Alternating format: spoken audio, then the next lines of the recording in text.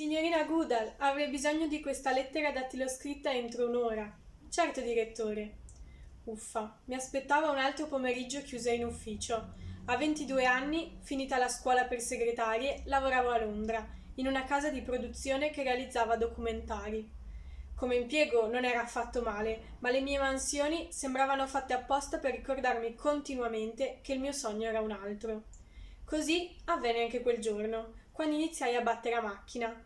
Oggetto: spese per la troupe, sorgenti del Nilo. Una spedizione sul Nilo, in Africa, aironi, coccodrilli ed esploratori in completi beige che attraversano intrepidi il fiume, su piroghe sottili come fili d'erba. Ah, avrei dato qualunque cosa per essere al loro posto. Non che volessi diventare famosa o andare in TV. Quel che volevo era viaggiare e vivere a contatto con la natura, insieme ai miei adorati animali. E invece dovevo accontentarmi di battere a macchina le scartoffie. A parte mia madre, nessuno mi prendeva molto sul serio quando parlavo del mio sogno di andare in Africa. Una ragazzetta come te nella foresta, ridevano i miei amici. Ah, la biondina londinese a caccia di leoni. O ancora Jane, quelle cose sono da uomini. E anche molto coraggiosi. Nessuno capiva che la mia non era una fissazione passeggera. L'amore per gli animali e la natura selvaggia era iniziato ancora prima che potessi ricordarmi.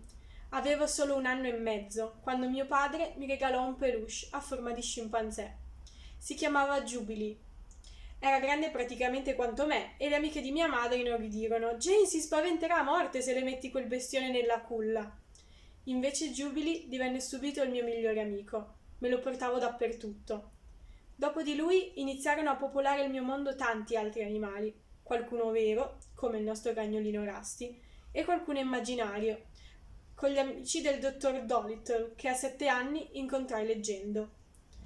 Il dottor Dolittle sapeva parlare con gli animali e alla fine del libro se ne andava in Africa con loro. E io? Il massimo che potevo fare era circondarmi di più animali possibile. Una volta raccolsi una manciata di vermi e me li portai nel letto. Ma no, Jane, rise mia mamma, in casa morirebbero. Hanno bisogno del terreno per vivere. E mi aiutò a riportarli fuori, dove certo tirarono un sospiro di sollievo. Ero ancora piccola quando una mattina tornai a casa con un romanzo di seconda mano comprato in una libreria vicina. Si intitolava Tarzan delle scimmie. Il protagonista era un ragazzo che viveva nella foresta. Lessi la sua storia tutta d'un fiato, rapita, e alla fine ero innamorata persa di lui. Questo Tarzan ha sposato la Jane sbagliata, pensavo stizzita. Anche lui nel continente nero. Basta, prima o poi sarei andata in Africa pure io.